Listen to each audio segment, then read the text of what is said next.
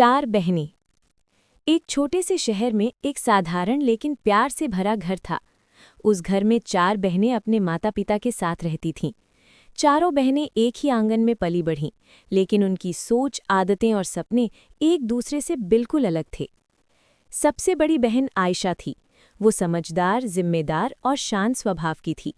घर की हर जिम्मेदारी वो अपने ऊपर ले लेती, माँ का हाथ बटाती, छोटी बहनों का ध्यान रखती और अपने सपनों को अक्सर पीछे छोड़ देती ताकि परिवार को कभी कोई परेशानी न हो। दूसरी बहन ज़ैनब पढ़ाई में बहुत तेज थी। उसका सपना था डॉक्टर बनना और लोगों की सेवा करना। वो रात रात भर किताबों में डूबी रहती। बहनें कभी कभी मजाक में कहती, तुम तो बस पढ़ती ही रहती हो। ज़ैनब मुस्कुरा कर कहती, एक दिन तुम सबको मुझ पर गर्व होगा।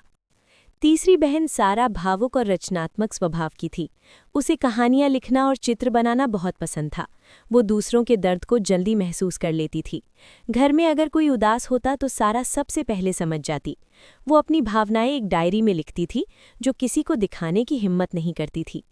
सबसे छोटी बहन अलीशा चंचल, नटखट और हमेशा मुस्कुराने वाली थी। उसकी हंसी से पूरा घर गूंज उठता था। कभी कभी उसकी शरारतें सबको परेशान कर देती, लेकिन उसके बिना घर सूना लगता था। एक दिन अचानक पिताजी गंभीर रूप से बीमार पड़ गए। घर का माहौल बदल गया। डर, चिंता और खामोशी हर तरफ फैल गई। इस मुश्किल घड़ी में चारों बहनें एक दूसरे के और भी करीब आ गईं। आयशा ने पूरे घर की जिम्मेदारी संभाल ली। ज़ैनब ने अपनी पढ़ाई के साथ साथ अस्पताल के चक्कर लगाने शुरू कर दिए। सारा पिताजी का हौसला बढ़ाने के लिए रोज़ नई नई कहानियां सुनाने लगीं। और अलीशा, जो हमेशा हंसती रहती थी, चुपचाप माँ का हाथ थामे बैठी रहती।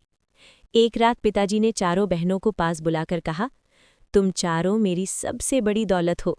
जिंदगी में मतभेद आना स्वाभाविक है, लेकिन बहनों का रिश्ता हर मुश्किल को आसान बना देता है।